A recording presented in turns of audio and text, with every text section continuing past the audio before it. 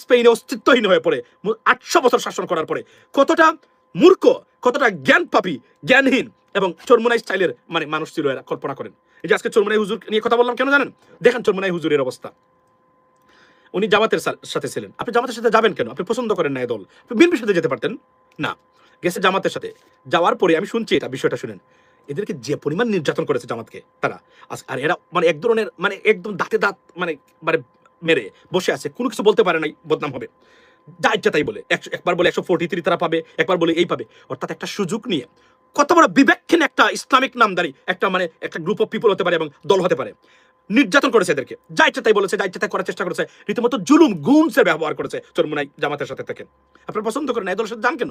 এখন আমার বক্তব্যটা আপনি মনে করতে পারবেন জামাতের সাথে থেকে বেরিয়ে গেছে মানে কি আমার সমস্যা? নট এট অল, আল্লাহ উপরে আছে, আমি এটা আমার সমস্যা না। সমস্যা কোনটা জানেন? সমস্যা হলো এই যে দেখেন চরমোনাই বেরিয়ে গিয়ে নানান ধরনের বক্তব্য দেওয়া শুরু করবে।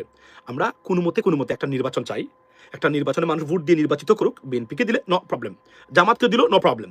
আমরা ভারত এবং এই আওয়ামী ফেসিসদের ষড়যন্ত্র থেকে দেশকে রক্ষা করতে গেলে একটা নির্বাচন দিয়ে একটা সরকার চলে আসুক এই মুহূর্তে, আর না হলে একটা জাতীয় সরকার হতে হবে, তার কোনো বিকল্প এখন আর নেই। তো যেহেতু নির্বাচন হতেই হবে, এখন যে তারা কেসটা সৃষ্টি করছে আপনি জানেন, আমি মনে করি ইটস এ র প্লান্টেড মানে কেওয়াস। চরমোনাই আমাদের রাজনীতিতে ক্যান্সার, আমি বারবার বলছি cancer, trouble maker, do not believe them. ইবলিস শয়তানকে বিশ্বাস করে ফেলবেন, কিন্তু এই মানে চরমোনাই হুজুরদেরকে বিশ্বাস করবেন না, আমি অনুরোধ করে গেলাম আজকে, এটা আমার রিসার্চের ভিত্তিতে বলছি।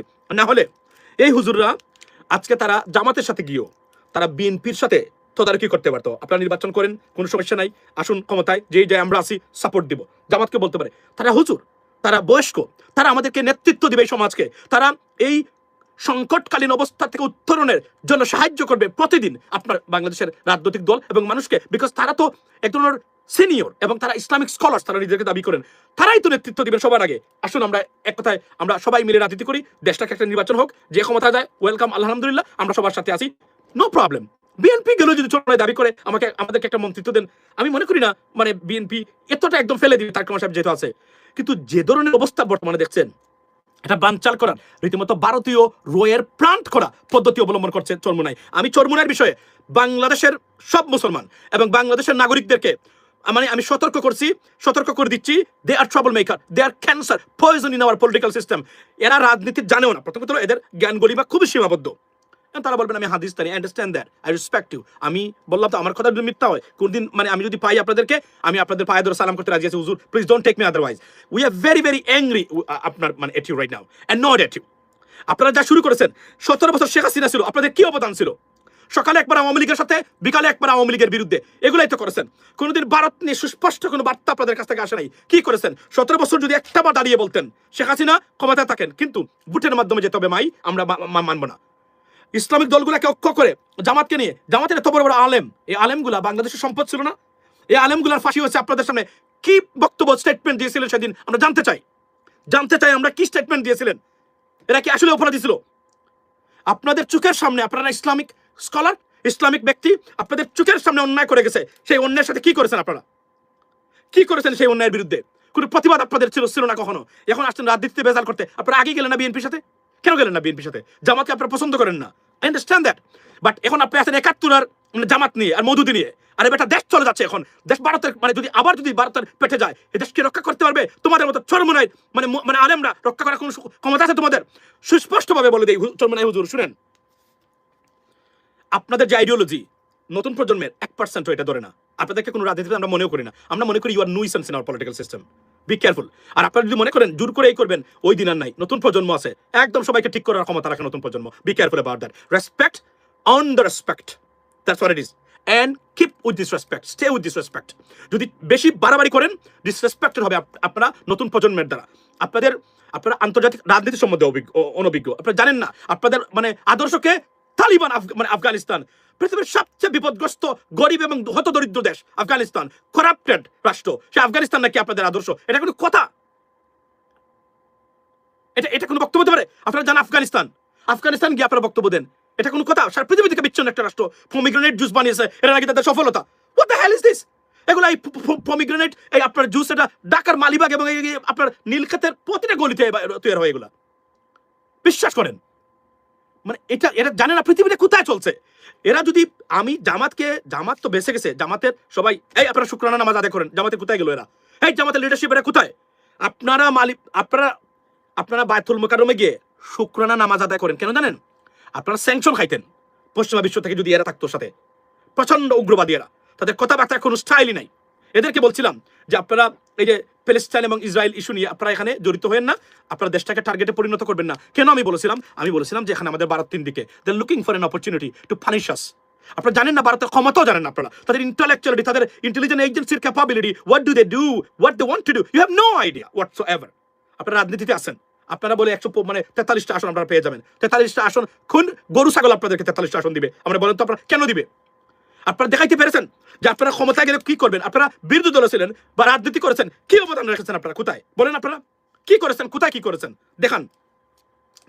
আমরা যে দায়িত্ব পালন করেছি সেটাই তো আপনারা করতে পারেন নাই, করতে পেরেছেন? আপনারা আজকে একদিন, কালকে আমি বলি নাই আপনি জামাতকে সাপোর্ট করতে হবে, never, I never said that. বিএনপিকে সাপোর্ট করতে, আমি বলছি B hour guardian, B hour father. আপনি আমাদের নতুন প্রজন্মের ফাদার হয়ে যান, আপনারা দায়িত্ব পালন করে দেশটাকে করে নিজের হাতে দিয়ে যান তুলে। This is what I am saying. এটা না করে প্রতিটা ক্ষেত্রে আপনি সিস্টেমের বিরুদ্ধে দাঁড়িয়েছেন এবং বাধাগ্রস্ত করতেছেন আপনারা। আর কত আপনাদেরকে আমরা আপনার এই খ্রিস্টানের এজেন্ট, এই হলো জামাত মানে চরমুনাইর এটা তৈরি করেছে। আমি খুবই কনসার্ন এই পৃথিবীটা কিভাবে চলছে, এদের কোনো জ্ঞান গরিমা নাই। এরা মনে করে বরিশাল লঞ্চে গিয়েই সেখানে গিয়ে তারা ওই যে মাহফিলের সময় বাতাস নিয়ে আসলো, মানুষের জোর করে, এগুলোই তাদের রাজনীতি। That's not politics sir, B careful about that. মনে রাখবেন, চরমুনাইটদের কারণেই, এই স্টাইলের মানুষের কারণেই 600 বছর ভারত শাসন করার পরে ভারত আজকে মুসলমানরা সবচেয়ে বেশি অস্তিত্বহীনতার শিকার। যে কোনো সময় এথনিক ক্লিনজিং হয়ে যেতে পারে ভারতে। সেটা ভারতের একজন আইনজীবী বলেছেন, সেদিন লাইভে ভাইরাল হয়েছে, আপনারা দেখেছেন। স্পেনে 800 ইয়ার্স শাসন করেছে। আপনি বলেন আমারে 800 ইয়ার্স একজন রাজা ছিল, সেই ব্যক্তি ফকির হয় কিভাবে? আল্লাহর গজব না পড়লে হয়? আপনি আমারে বলেন, আপনি আল্লাহর গজব না পড়লে এইভাবে হয়? ধরেন শেখ হাসিনা 1996-এ ক্ষমতায় ছিলেন, তারপরে উনি ক্ষমতা থেকে চলে গেছেন ফর এক্সাম্পল, বা এর আগে এটা হচ্ছে রাজনৈতিক কারণে পরিবর্তিত হয়েছে। এবার যে শেখ হাসিনার পতন হয়েছে, এটা আল্লাহর হুকুম। এটা আপনি বিশ্বাস যদি না করেন, আপনার ঈমান থাকবে না। আপনাকে বুঝতে হবে যে এটা আল্লাহর গজব আসছে, যেটা আপনি এইভাবে গজব, এই যে পরিণতিটা, destruction, total destruction of your position, as a গজব। এটা you have to believe it. You are cursed by the almighty, your creator. Yes you are. এটা কোনো গতানুগতিক সিস্টেম না, you are cursed by them, by almighty আল্লাহ, যে আপনাকে উনি রহমত উঠিয়ে নিয়ে দিতে ধ্বংস করে। আর না হলে এভাবে হয় না ভাই। এমনি হতে পারে আপনি টাকা লস করতে পারেন, আপনি ধনী মানুষ, শত শত কোটি টাকার মালিক, আজকে ভিক্ষা করেন। আপনি কি মনে করেন এটা আপনার ভুলের কারণে? নো নো নো, যতক্ষণ পর্যন্ত এই ঘটনা ততক্ষণ পর্যন্ত ঘটবে না যতক্ষণ পর্যন্ত আল্লাহর গজব আপনার উপরে সরাসরি পড়বে না। I can bet on that. You're cursed by God. That's the bottom line. Not blessed because you committed crimes, you committed sin. That is the bottom line. You have to believe in it. উনারা কি বিশ্বাস করেন? সেটা গেল একটা জিনিস। এখন আসেন, আমি চরমুনাই হুজুর, আমার প্রতি আপনারা কষ্ট পাবেন না।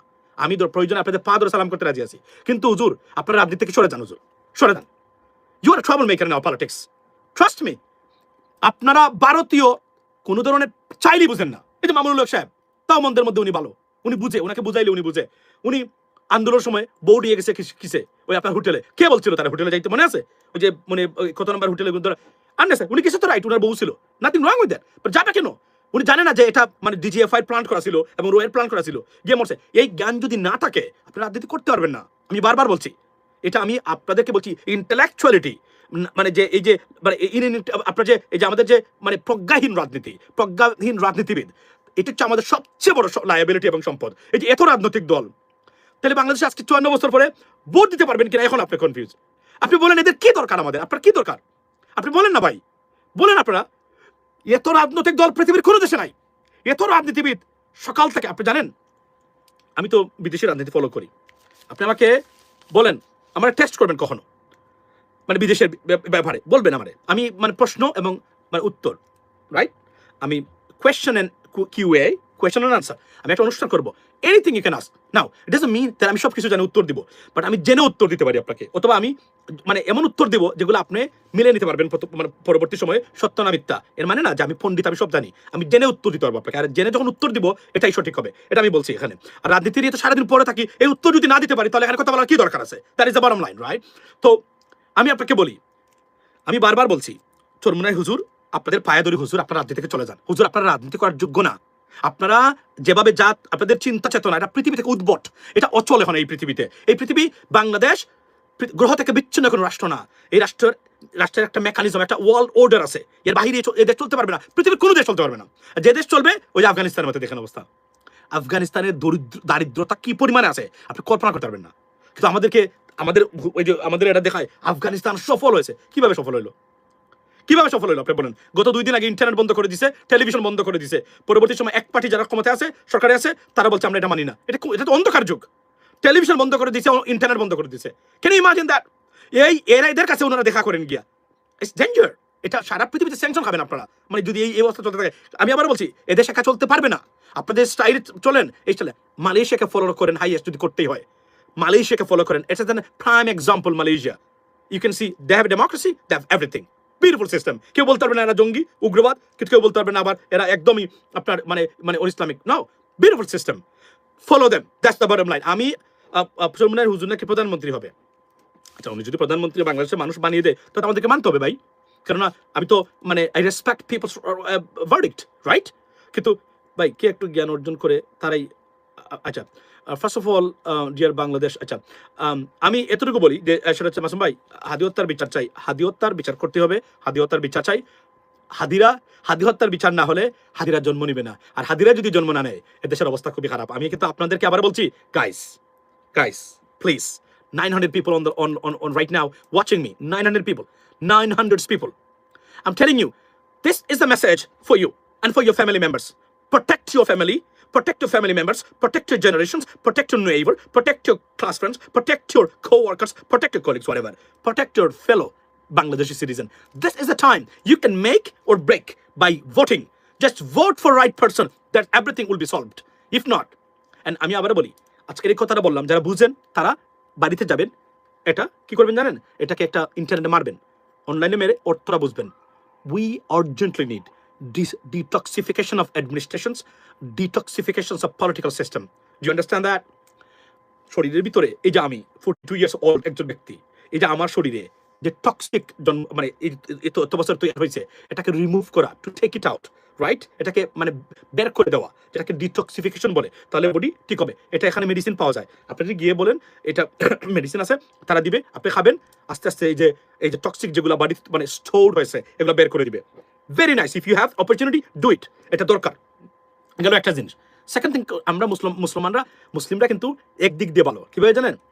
আমাদের যে রমজান রোজা আছে, এই রোজা আমাদেরকে যে কি পরিমাণ মানে বডি মানে সাহায্য করে যায়, এক ধরনের বলতে গেলে এক ধরনের ডিটক্সিফিকেশন হয়ে যায় এই মানে 1 মাসে যদি আপনার সঠিকভাবে রোজা রাখেন।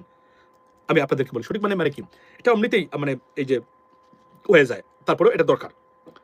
এই যে স্বাধীনতার পরে এই 54 বছরে এই যে প্রতিটা ক্ষেত্রে দুর্নীতি, রন্ধ্রে দুর্নীতি, ব্যর্থ রাজনীতি এস্টাবলিশমেন্ট তৈরি হয়েছে, এটার সম্পূর্ণ জিনিসকে একদম শেক আপ, রিশাফল করে দিতে গেলে ইউ নিড গুড পিপল, যারা দুর্নীতিমুক্ত, একদম জিরো মানে টলারেন্স দুর্নীতিতে। এর বাহিরে আপনি দেশকে ঠিক করতে পারবেন না।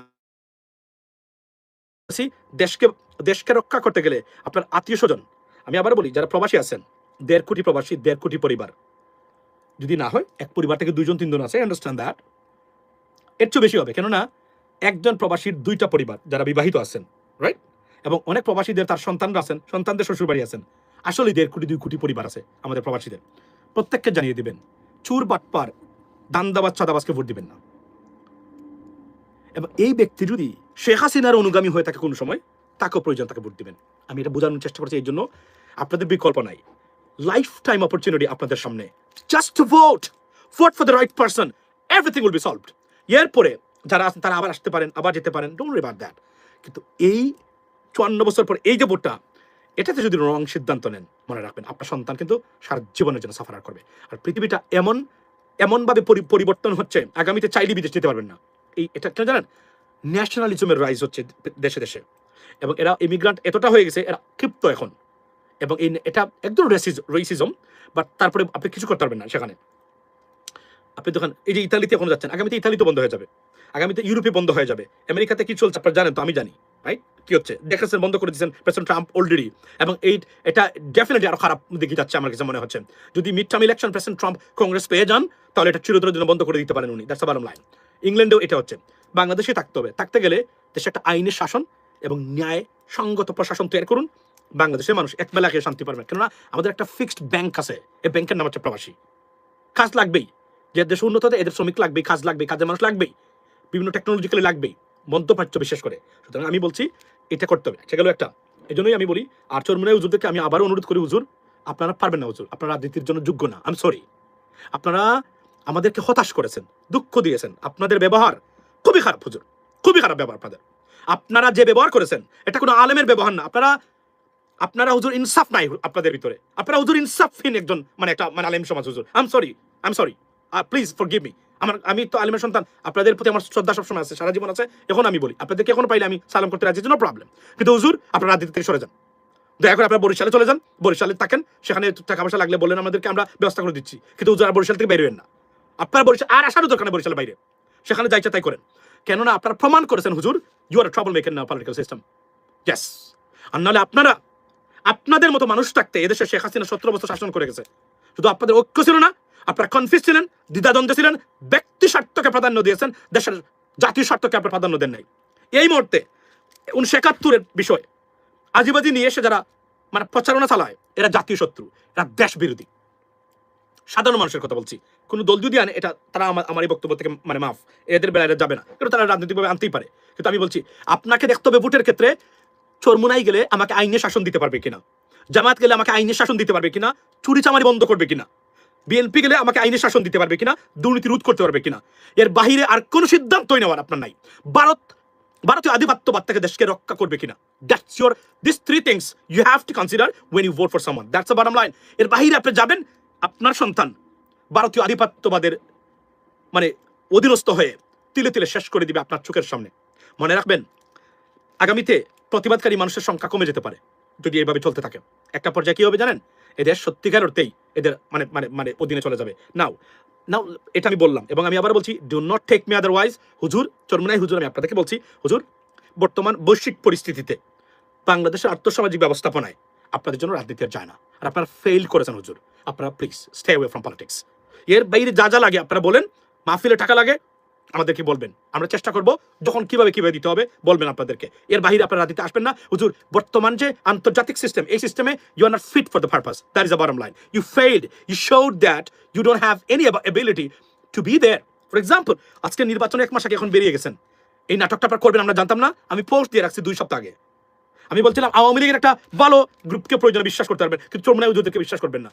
সাচ অ্যান আনপ্রেডিক্টেবল একটা গ্রুপ অফ পিপল।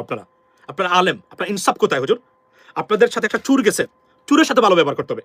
চুর আপনাকে একটা আমানত দিয়ে গেছে, আগে আমানত রাখতে হবে, তারপরে বলতে হবে তুমি চুরি করে আসছো, কোন জায়গা থেকে আনছো আমি জানতে চাই।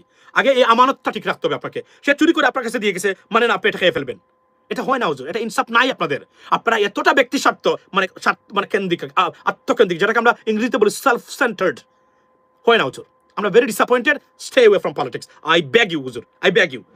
এটাই আমার বক্তব্য আপনাদের প্রতি। আর ওনাদেরকে কেউ ভোট দিবেন না আপাতত, আর যদি বরিশালে কেউ দিতে চান দেন, অসুবিধা নেই আপনাদেরকে, কিন্তু এর বাইরে হুজুরদেরকে ভোট দিবেন। এরা প্রিটি মাচ chaotic, সব জায়গায় এরা chaotic সৃষ্টি করেন এরা।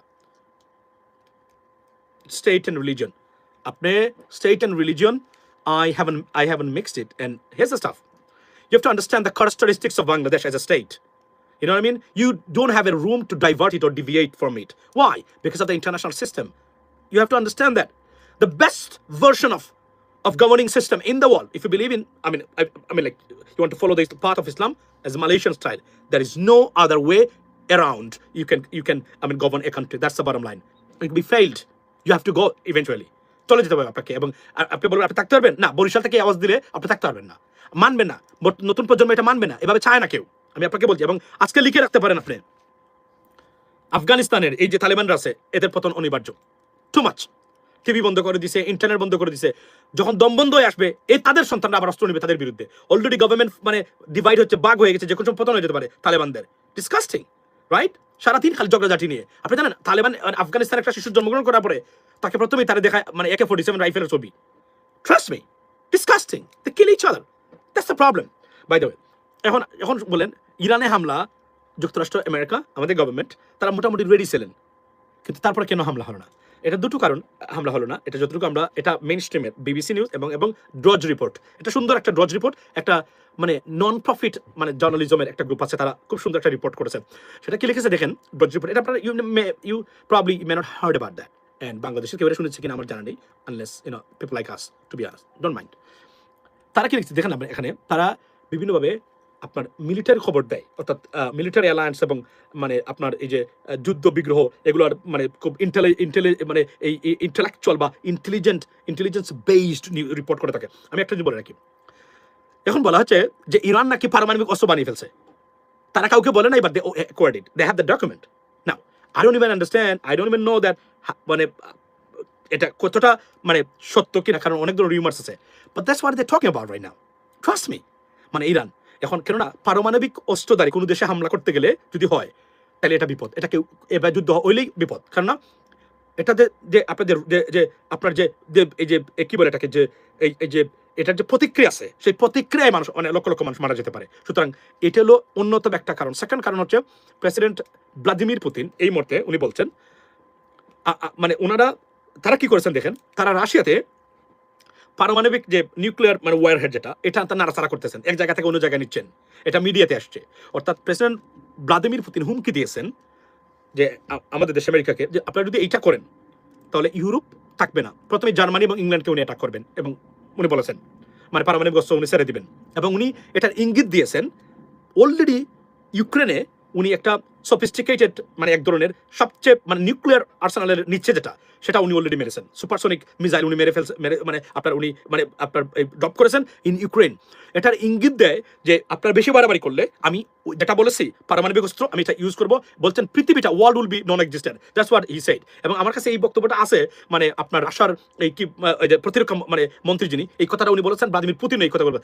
এটা বলার পরে তারা যখন আলোচনা করেছেন দেখেছেন এই ঘটনাটা এখন অন্য খাতে চলে যাবে, ইরানে যদি আক্রমণ করা হয় সেটা থেকে শান্তিতে দেওয়া যাবে না, এবং আপনার আমেরিকাতে এটা নিয়ে মারাত্মক প্রতিক্রিয়া সৃষ্টি হয়েছে আমেরিকানদের ভিতরে, যে আমরা ইরাকে গেছি, আমরা আফগানিস্তানে গেছিলাম, আমরা গিয়ে কি করেছি, দেশগুলোকে ধ্বংস করেছি, এবং আমরা বিনিময়ে কি পেয়েছি, আমরা সারা পৃথিবীতে আমেরিকান ইন্টারেস্টকে আমরা আপনার বিপদগ্রস্ত করেছি, এবং ট্রিলিয়ন্স অফ ডলার্স আমরা খরচ করেছি, রেজাল্ট জিরো। সো এবং টেরোরিস্টরা তৈরি করেছি, উগ্রবাদী তৈরি করেছি, আমরা এটা করতে পারিনি, এবং আমেরিকান $1 এবং তারা মনে করেন যে এই যুদ্ধটা ইরানের অ্যাটাক এটা ইসরায়েলের জন্য, এটা আমেরিকান স্বার্থে নয়।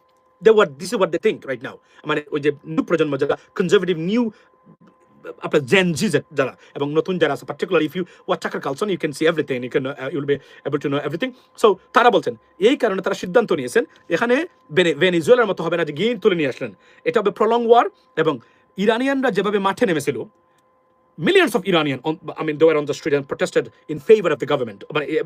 Against those conspiracy against Iran.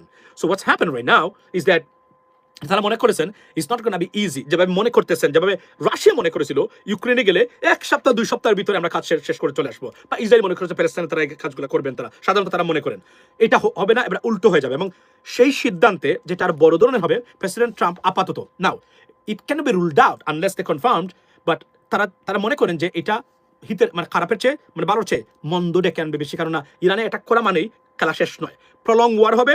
এবং সারা মধ্যপ্রাচ্য, পার্টিকুলারলি সাউদি, কাতার এবং আরব এমিরেটস, পার্টিকুলার সৌদি এবং কাতার, তারা বলছেন যে এই যুদ্ধের গুড় বিরোধিতা করে যাচ্ছেন, এবং তারা Saudi Arab, this is first time Saudi took a serious bold a drastic action against this. For example, তারা তাদের এয়ার স্পেস ব্যবহার করতে দিবেন না বা বন্ধ করে দিয়েছেন, এটা তারা বলেছেন। সো এই জিনিসটা আছে এখানে। একটা জিনিস বলে রাখি যে সৌদি মানে strategically Saudi is ahead of everyone right now, এবং অ্যালায়েন্স যেটা আছে সেটা